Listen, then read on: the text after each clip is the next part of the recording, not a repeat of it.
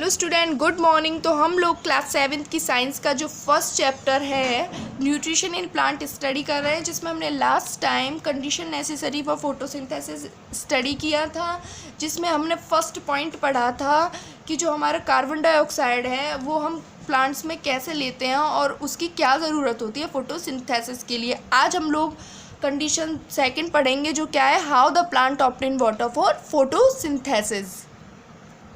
Okay, let we start our topic. The plant take water needed for photosynthesis from the soil. यानी कि जो हमारा plant, जो हमारे पौधे होते हैं, टेक वाटर, पानी लेते हैं, टेक लेते हैं वाटर, पानी नीडेड, जो उन्हें ज़रूरत होती है फॉर फोटोसिंथेसिस। फोटोसिंथेसिस प्रोसेस के लिए कहाँ से लेते हैं? फ्रॉम द सॉइल, मिट्टी से लेते हैं। Soil always contain some water in it. जो हमारी मिट्टी है, जो सॉइल है, वो हमेशा ऑलवेज हमेशा कंटेन रखती है कुछ जल को किसमें? अपने अंदर समाहित करके। Water present in the soil is absorbed by the roots of a plant and then transported to the leaves through the vessels which run like interconnected pipes throughout the roots, stem, branches and leaves. जो हमारा water है वो हमेशा present, उपस्थित रहता है इन the soil, मिट्टी में। क्यों उपस्थित रहता है? क्योंकि उसको एब्जॉर्ब कर लिया जाता है, उसको सोख लिया जाता है रूट्स यानी जड़ों के द्वारा एक प्लांट की, और फिर उसे ट्रांसपोर्ट यानी कि फिर उसे भेजा जाता है टू द लीव्स, पत्तियों में, थ्रू द वेसल्स के ज़रिए यानी कि नलियों के ज़रिए जो कि दौड़ती हैं एक पेड़ के अंदर यानी एक प्लांट के अंदर। किससे? एक इंटरकनेक्टेड पाइप्स की तरह, जो हमारे एक दूसरे से जुड़े हुए, जो अंदर ही अंदर पौधे के अंदर जुड़े पाइप्स होते हैं इंटरकनेक्टेड, उनकी तरह वर्क करती हैं, जो कहाँ से कहाँ तक पानी पहुँचाती है? रूट्स से लेके स्टेम, ब्रांचेस और लीव्स तक पानी को पहुँचाने का काम करते हैं। कौन? हमारी vessels. The tiny pipe like vessels which transport water from the roots of a plant to its leaves are called xylem.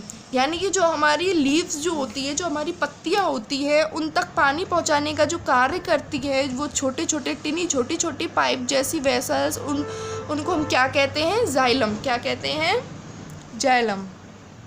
The plants also need minerals to make foods other than carbohydrate. जो हमारा plant है, जो हमारे पौधे हैं, उसे और भी मिनरल्स की ज़रूरत होती है जो कार्बोहाइड्रेट के अलावा फूड बनाने के लिए। कार्बोहाइड्रेट फूड यानी कि हमारा ग्लूकोज जो था। फॉर एग्जाम्पल, उदाहरण स्वरूप में, plant need nitrogen mineral to make proteins. Plant को नाइट्रोजन मिनरल का भी ज़रूरत, यानी कि नाइट्रोजन का जो खनिज है उसकी भी ज़रूरत पड़ती है प्रोटीन बनाने के लिए। The minerals are present in the soil. जो मिनरल, ये जो हमारे खनिज हैं, वो मिट्टी में प्राप्त होते हैं, मिट्टी में उपस्थित रहते हैं, and have to be transported to the leaves, और पत्तियों तक पहुंचाए जाते हैं, ट्रांसपोर्ट किए जाते हैं। The minerals dissolve in water present in the soil and get transported with it. जो मिनरल्स हैं वो हमारे मिट्टी से पानी में डिज़ोल्व हो जाते हैं और फिर सॉइल के द्वारा, वेसल्स के द्वारा कहाँ पहुँचा दिए जाते हैं? पूरे प्लांट में पहुँचा दिए जाते हैं। So we can say that, तो हम कह सकते हैं कि water and minerals present in the soil are absorbed by the roots of a plant and transported to its leaves through the interconnected pipe like xylem vessels present through the root, stem, branches, leaves of the plant. तो हम कह सकते हैं कि जो water है, जो पानी है, और जो मिनरल्स हैं, जो खनिज हैं, वो जो कि प्रेजेंट यानी उपस्थित रहते हैं इन द सॉइल, मिट्टी में, आर एब्जॉर्ब्ड, वो एब्जॉर्ब कर लिए जाते हैं, सोख लिए जाते हैं by the roots of plant, जो हमारे पौधे की जड़ है उसके द्वारा, and transported to its leaves, और उसकी पत्तियों में भेजे जाते हैं थ्रू द, और किसके द्वारा भेजे जाते हैं? Through interconnected pipes. जो छोटे टिनी हमारे इंटरकनेक्टेड पाइप्स होते हैं, जिन्हें हम क्या कहते हैं? जाइलम वेसल्स, उनके द्वारा वो पत्तियों में भेजे जाते हैं। और पत्तियों के अलावा वो पूरी रूट्स, स्टेम, ब्रांचेस और लीव्स, पूरे प्लांट में उनको भेजा जाता है, जिससे कि जो हमारा प्लांट है वो अपना खाना आसानी से बना सके, और फोटोसिंथेसिस के लिए इस प्रकार से हमें वाटर प्राप्त हो जाता है। अब हमारी थर्ड कंडीशन है the role of chlorophyll in photosynthesis. यानी क्लोरोफिल जो हमारा एक ग्रीन पिगमेंट होता है, उसका फोटोसिंथेसिस में क्या रोल होता है? Chlorophyll is a green substance which is present in the leave of plant.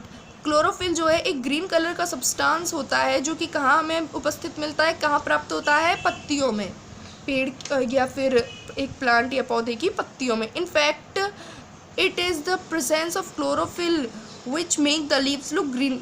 और जो क्लोरोफिल मिलता है वही कारण है जिसकी वजह से जो हमारी पत्तियां हैं, जो हमारी लीव्स है, वो हमें ग्रीन दिखाई देती हैं। तो क्लोरोफिल की प्रेजेंस की वजह से उसकी पत्ती ग्रीन दिखाई देती है।